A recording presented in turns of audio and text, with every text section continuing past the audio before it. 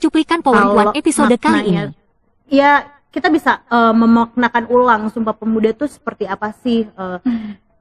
Misalkan yang berbangsa satu, bahasa satu gitu kan, bertanah air satu. Apakah itu juga masih relevan dengan semangat gerakan orang muda di hari ini?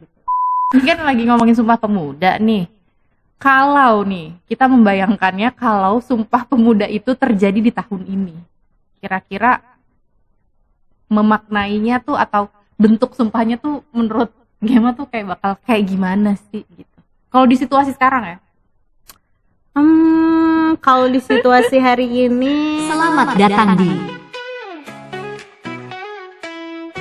Power Puan.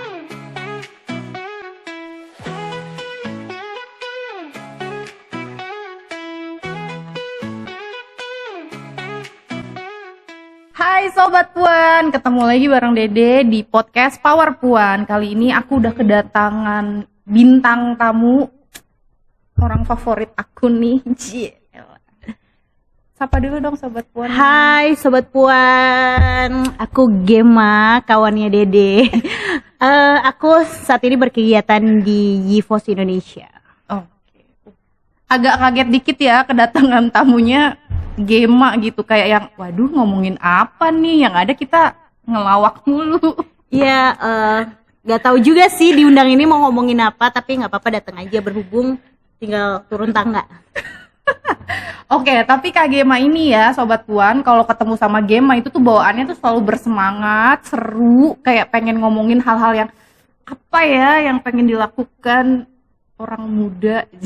Biasanya sih kalau kita berdua ketemu itu ngomongin mau makan apa nih siang ini gitu kan. Iya benar-benar kayak apa makanan apa, yang enak apa, yang di sini apa. Emang chatan kita juga isinya cuma makanan aja sih. Resep-resep gitu. Resep-resep. Oke, Kak Gemma, kira-kira kita mau ngobrolin apa ya ini? Sebelumnya aku mau cerita dulu nih soal latar belakangku. Aku Gemma, saat ini aku bekerja di YIVOS Indonesia, Youth Interfaith Forum on Sexuality, organisasi orang muda atau youth-led yang berfokus kepada isu keberagaman iman dan seksualitas. Kami coba bekerja sama dengan pemimpin agama, pemimpin komunitas untuk menciptakan ruang-ruang keimanan yang aman, tidak diskriminatif bagi teman-teman ragam gender dan seksualitas dan juga identitas lainnya gitu. Begitu sih singkatnya. Kalau mau kenalan nanti teman-teman boleh banget untuk cari tahu riset kecil-kecilan tentang YIVOS itu. Tapi kalau mau kenalan sama Kak Gemma? Boleh. Japri aja. Oke, tapi tadi kerjanya banyak banget ya, dan isunya tuh spesifik ya, memang orang muda gitu. Betul, karena kami youth led sih. Oke, tapi aku masih bisa masuk YIVOS. Oh, bisa, karena dalam konsep meaningful inclusive youth participation itu kan ada kerjasama juga dengan orang dewasa. Nanti kita bisa bahas lebih lanjut versi kali yang ya. kerja sama orang Bisa, betul sekali. Bukan yang orang mudanya ya. Betul sekali. Sadar umur. Oke. Nah, pas banget nih ngomongin di bulan Oktober ini kan ada peringatan Sumpah Pemuda. Lu masih tahu nggak itu? Ada. Masih hafal sih dan tahu sih. Oh, masih hafal dan tahu ya. Betul. Nah, kalau orang muda sekarang pada tahu nggak sih ada Sumpah Pemuda? Aku nggak tahu ya, maksudnya orang lain apakah tahu? Aku rasa ya tahu karena kita ada proses belajar dan lain sebagainya. Tapi mungkin ada pemaknaan yang bergeser terkait dengan Sumpah Pemuda ini. Kalau dari aku tuh hari ini orang muda itu kan digadang-gadangkan sebagai bonus demografi menuju Indonesia emas dan lain sebagainya. Tapi apakah mereka juga serius untuk merawat orang mudanya, memberi akses, kemudian memberi kesempatan dan lain sebagainya? Aku rasa itu juga itu perlu dilihat dari makna Sumpah Pemuda ini. Kayak misalkan menurutku kita tuh orang muda digadang-gadangkan sebagai bonus demografi itu hanya secara kuantitas, tapi tidak dengan kualitas. Aksesnya tidak diberikan, kemudian juga adanya rencana revisi undang-undang kepemudaan itu juga membuat posisi orang muda tuh sebenarnya di mana sih gitu kan. Belum lagi orang muda tuh tidak dipercaya karena dia masih muda, pengalamannya masih sedikit, dianggap masih sedikit, dan tidak dipercaya untuk memiliki agensi terhadap dirinya sendiri gitu sih.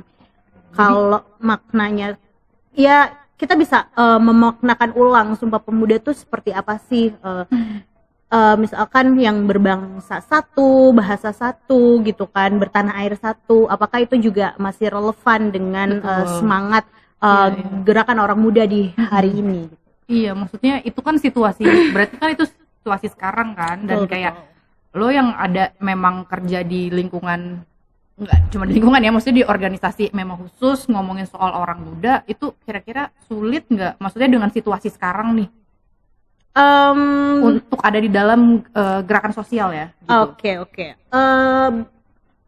Kemarin tuh ini kan rame-rame juga aksi-aksi protes diikuti orang muda, yang diikuti orang muda di beberapa daerah, protes soal peringatan darurat, Indonesia gelap, kemudian soal protes-protes lainnya gitu kan, itu juga banyak orang muda yang terlibat.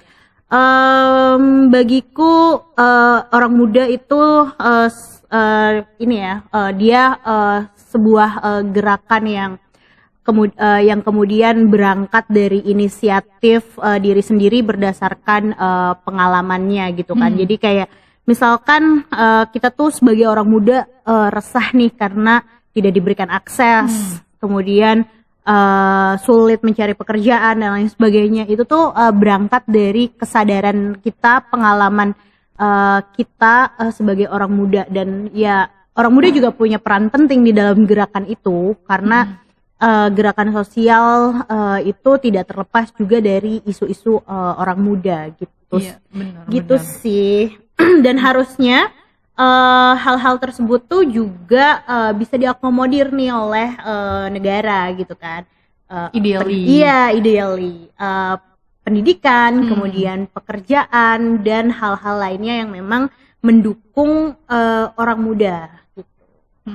Ya, tapi berarti maksudnya itu kan memang kesulitan dan tantangannya ya. Jadi kayak memang itu yang selalu terjadi gitu loh, kayak orang muda tuh selalu dianggap sebelah mata, pengalaman kurang, tapi juga banyak banget tuntutan-tuntutan kayak misalnya di pekerjaan pengalaman harus begini, pengalaman harus begitu gitu. Jadi kayak ini orang muda dikasih ruangnya di mana gitu loh, disuruh belajar tapi juga nggak dikasih akses ya, gitu betul, kan. Iya, sulit ya jadi orang muda tuh. Betul. Cuma jadi orang muda semuanya memang sulit in this economy gitu. Benar. Apa aja sulit, tapi khususnya buat orang muda ini yang kayak fresh graduate gitu. Kan mereka tuh hitungannya masih orang muda kan. Berarti situasi orang muda sekarang itu tuh sebenarnya belum benar-benar, keterlibatannya ini belum terlalu bermakna. Bener gak? Betul. Apa tuh ya istilahnya tuh yang maksudnya yang bermakna apa namanya? Kalau ngomongin soal orang muda tuh ada yang namanya konsep Meaningful Inclusive Youth Participation atau MIYP. Kita bisa belajar MIYP atau biasanya aku belajar MIYP tuh dari bunga partisipasi. Bagaimana bunga itu digambarkan sebagai orang muda, dia punya akar, dia punya daun, kemudian dia punya kelopak, dia perlu air, perlu sinar matahari. Nah, supaya bunga ini tumbuh perlu air dan matahari kan. Air dan matahari itu digambarkan sebagai akses atau kesempatan, peningkatan kapasitas, kemudian lingkungan yang mendukung dan lain sebagainya. Nah, terus di dalam bunga partisipasi ini ada semut. Semut nih digambarkan sebagai hama atau ya hama yang bisa merusak bunga. Artinya hama-hama ini adalah misalkan dia ada tokenism, manipulasi dan lain sebagainya gitu sih. Jadi ketika kita ingin belajar MIYP, itu kan MIYP namanya Meaningful Inclusive Youth Participation, artinya keterlibatan orang muda secara inklusif dan bermakna. Di sana kita bisa mengetahui bermakna tuh artinya seperti apa sih, kemudian inklusif tuh siapa aja sih yang harus dilibatkan gitu, apa aja yang mendukung keterlibatan bermakna dan inklusif orang muda, ya tadi soal peningkatan kapasitas, soal akses dan lain sebagainya. Dan itu tadi ya disebutin juga tokenism tadi ya. Betul. Istilah-istilah itu tuh kadang kita juga, mungkin Sobat Puan juga ada yang belum paham nih tokenism tuh apa. Jadi sebetulnya tokenism itu kan dimana keterlibatannya itu hanya sebagai formalitas aja ya. Kayak misalnya nih di dalam satu satu forum, orang mudanya diundang karena untuk memenuhi syarat atau memenuhi tapi pendapatnya itu tidak, sebenarnya ya nggak penting-penting banget atau tidak dipertimbangkan. Nah itu mungkin istilahnya namanya tokenism. Ya jadi ternyata sampai detik ini di gerakan sosial itu, jadi sebetulnya MIYP ini sudah ada atau belum, atau sudah berlaku atau belum menurut lo nih? Kita bisa aku tidak akan bilang belum ataupun tidak, tapi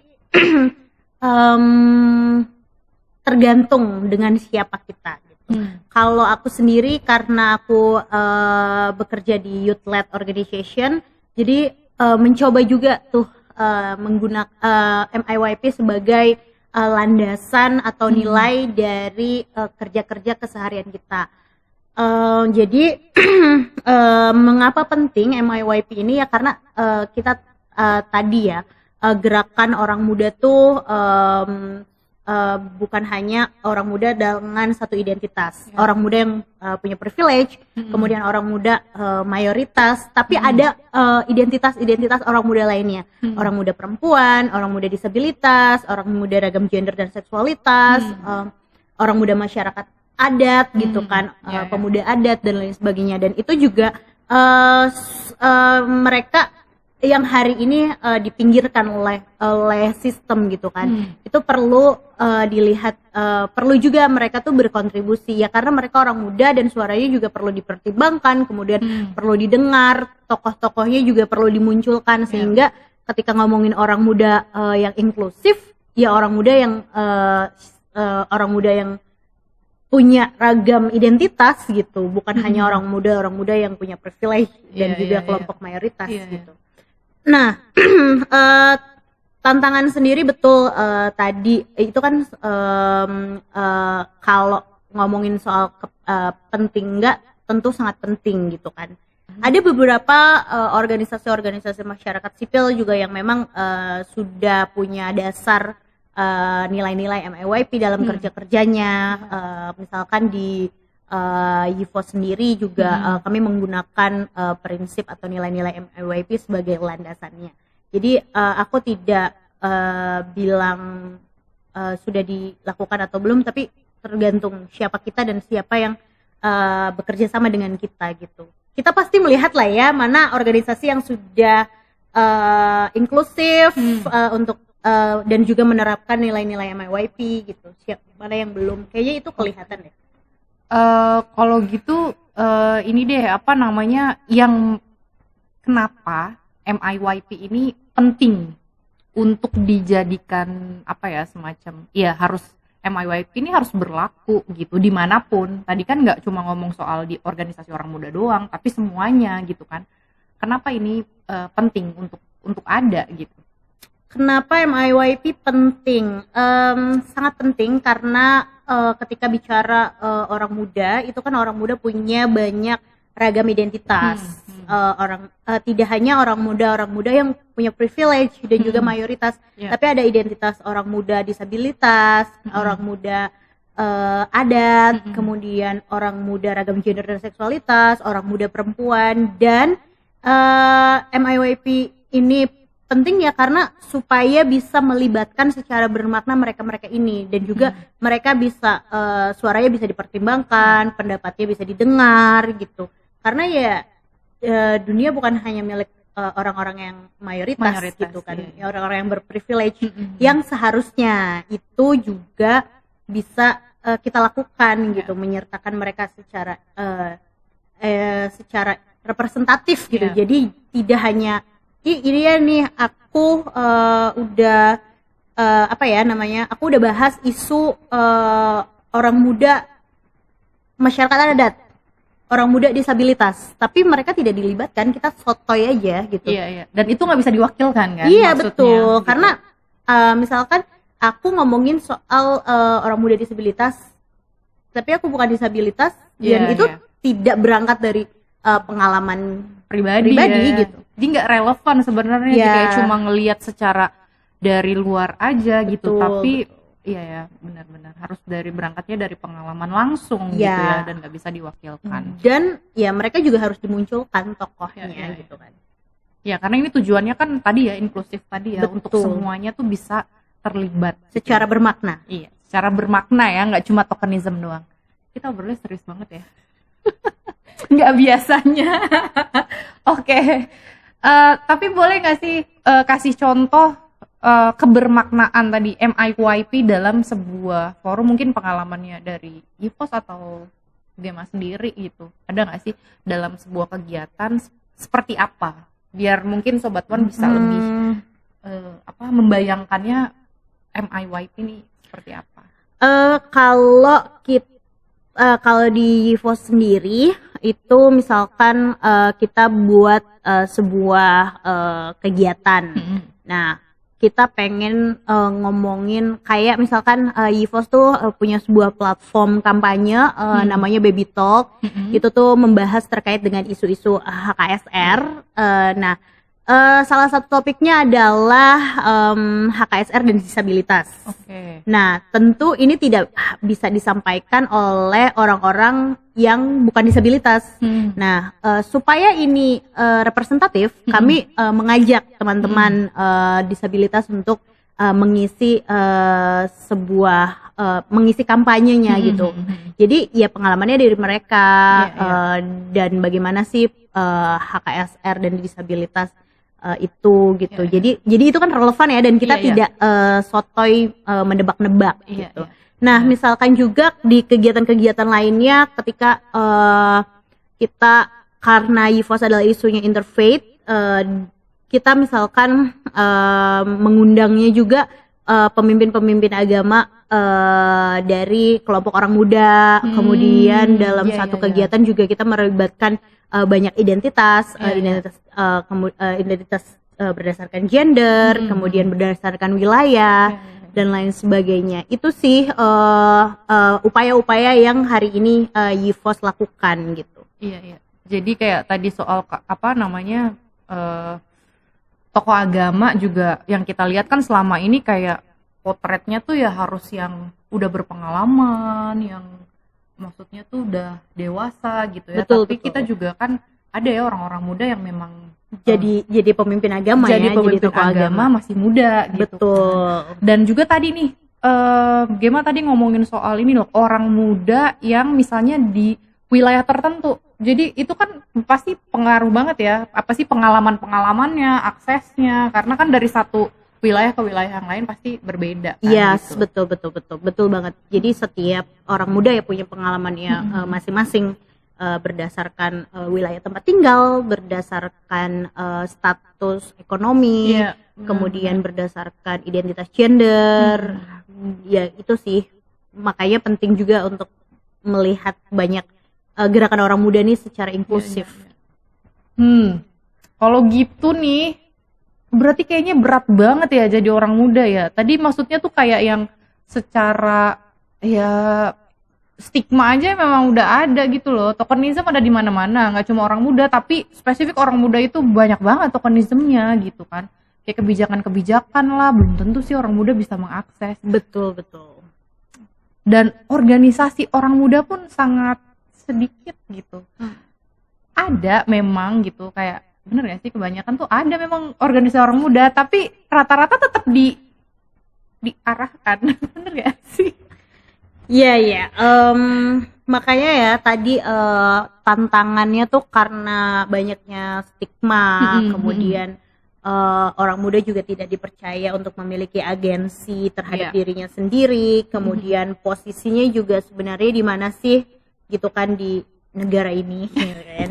Nah, aksesnya juga dibatasi, apakah memang mereka memikirkan kebutuhan-kebutuhan orang muda gitu, sehingga ya itu menjadi tantangan untuk orang muda terlibat dengan setara. Misalkan akses secara pendidikan di Jakarta dan juga di kota-kota lainnya misalkan berbeda gitu kan, fasilitasnya, terus ruang-ruang diskusinya, ruang-ruang belajarnya gitu.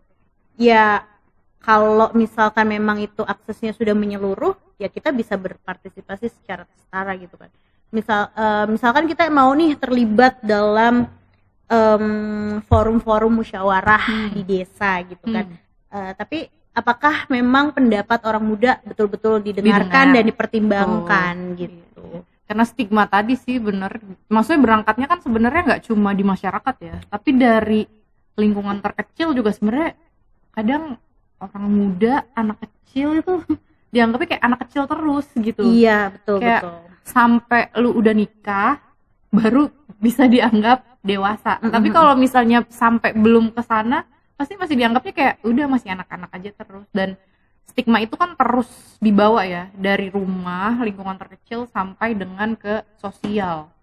Tapi dalam momen Sumpah Pemuda ini sebenarnya juga jadi pengingat sih buat orang muda tuh untuk selalu mengambil peran gitu loh di sosial, karena sebenarnya tadi ada demografi lah, bonus demografi lah, dan sebagai agen perubahan lah, sebagai agen penerus lah. Jadi maksudnya tuh di dalam momen ini pun sebenarnya orang muda tuh harus selalu mengambil peran gitu loh di dalam setiap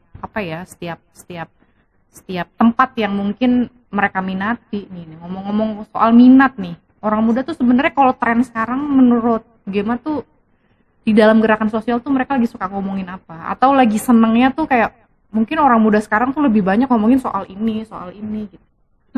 Oke.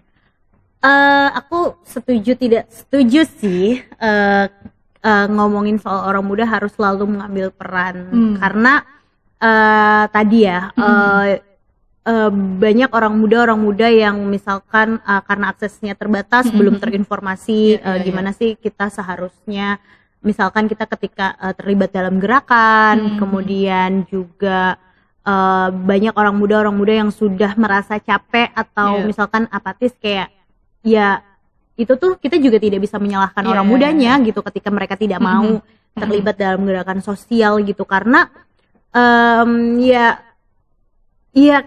aksesnya dibatasi, lagi-lagi aksesnya dibatasi, kesempatannya tidak ada. Lalu ketika orang muda itu mau terlibat dalam gerakan sosial, banyak sekali ancaman-ancaman. Misalkan hari-hari ini banyaknya perburuan aktivis muda yang ditangkap ketika mereka terlibat dalam aksi-aksi protes dan lain sebagainya. Itu juga dilihat gitu kan. Nah kalau misalkan jadi kayak ya kita juga mau nih, tapi banyak orang muda lain juga yang masih enggan, dan itu bukan salah mereka gitu kan.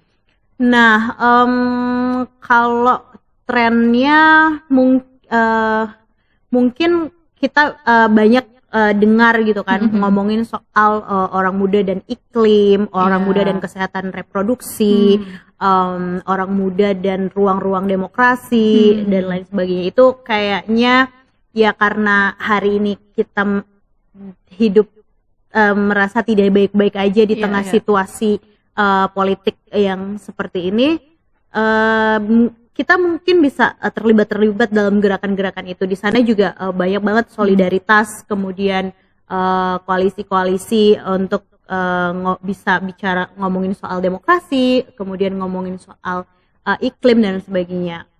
Kalau misalkan memang teman-teman punya semangat ke sana, punya minat ke sana, bisa juga sih menghubungi teman-teman yang memang hari ini udah ada di sana, aktif di gerakan-gerakan sosial, gerakan-gerakan iklim, gerakan-gerakan demokrasi dan lain sebagainya. Dan kalau mau berminat ngomongin soal seksualitas dan keberagaman lintas iman, juga bisa langsung cek Instagramnya Yifos sih. Boleh. Ya nggak sih? Oke. Terakhir nih, ini kan lagi ngomongin Sumpah Pemuda nih. kalau nih kita membayangkannya kalau Sumpah Pemuda itu terjadi di tahun ini, kira-kira memaknainya tuh atau bentuk sumpahnya tuh menurut Gema tuh kayak bakal kayak gimana sih gitu. Kalau di situasi sekarang ya?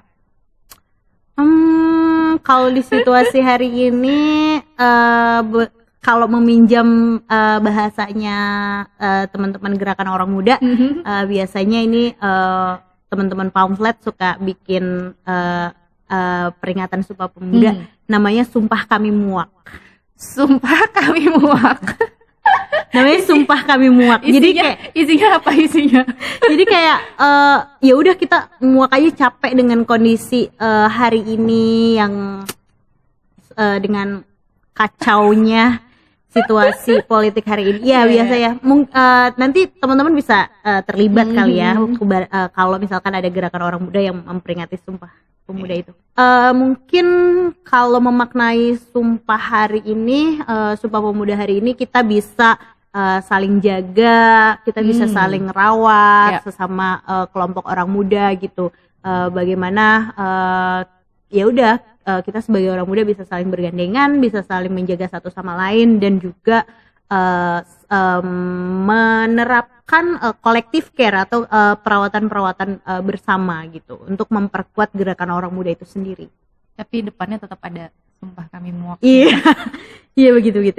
Sobat Puan setuju nggak sih kalau kita bikin Sumpah Pemuda baru dengan tadi nih dari pamflet Kak Ina ya, teman-teman pamflet nih bikin Sumpah Pemuda versi tahun ini. Nah, mungkin Sobat Puan juga punya ide lain, boleh juga kalau setuju, atau misalnya juga kalian punya ide sendiri, kira-kira kalau Sumpah Pemuda itu ada di tahun ini, kira-kira bahasanya akan seperti apa? Ya, tapi sepakat sih sama yang Gema sampaikan, kalau misalnya Sumpah Pemuda sekarang tuh mungkin akan lebih banyak ngomongin soal perawatan, soal saling jaga satu sama lain, soal orang muda harus saling dukung satu sama lain, dan suaranya lebih didengarkan gitu loh. Dan dilibatkan secara bermakna dan secara inklusif bermakna. ya. Nah, iya tuh. Mungkin akan ada kata-kata MIYP juga atau kata-kata indis ekonomi. Oke. Terima kasih loh sudah mau datang, sudah mau hadir di podcastnya Power Puan. Sama-sama, senang diundang di Power Puan. Kita bisa belajar bareng-bareng. Aku juga nonton podcastnya Power Puan. Peres. Oh, ada ini nggak? Oh, ada ini nggak? Apa mungkin pesan-pesan untuk sobat Puan terkait tadi soal orang muda? Atau juga mungkin mau ada berita promo dari Yifos sendiri atau dari Gema sendiri, silahkan. Nggak ada. Pesannya nggak pesan sih. Ini kayak yuk kita saling mendukung, saling menjaga dan saling merawat di dalam gerakan orang muda ini, supaya gerakan orang muda tuh bisa lebih kuat. Karena tadi ya, dan juga kalau misalkan merasa belum melibatkan orang muda dari kelompok-kelompok lain, mulai hari ini kita bisa libatkan, sehingga yang muncul nggak hanya itu saja, teman-teman yang dipinggirkan juga bisa bisa muncul ke publik, dan suaranya juga bisa didengar, pendapatnya bisa dipertimbangkan. Yeay, terima kasih. Terima kasih Kak Gema, terima kasih Sobat Puan. Itu saja tadi diskusi kita hari ini. Jangan lupa untuk follow semua sosial media YKP, dari mulai YouTube, Instagram, TikTok, Twitter, semuanya, karena akan selalu diupdate kegiatan-kegiatan dan episode baru dari podcast Power Puan. Lengkap ya? Lengkap dong, semuanya ada dong kita. Mungkin Yifos mau juga promosi. Jangan lupa follow juga. Kalau mau teman-teman mau mengenal Yifos, bisa kunjungi website kami www.yifosindonesia.org atau Instagramnya yifos.indonesia. Oke, terima kasih. Jangan lupa juga Sobat Puan, kalau misalnya mau ngasih masukan atau ide buat tema untuk podcast berikutnya, atau narasumber siapa yang harus diundang, atau mau ngundang Kak Gema lagi juga boleh ya. Boleh. Oke, itu aja. Jangan lupa juga buat bikin Sumpah Pemuda versi kalian di tahun ini. Sampai ketemu lagi di episode berikutnya. Bye. Sama sobat perempuan, terus berjuang tentang kesamaan, agar tak lagi menjadi penghias, tegak tak lagi di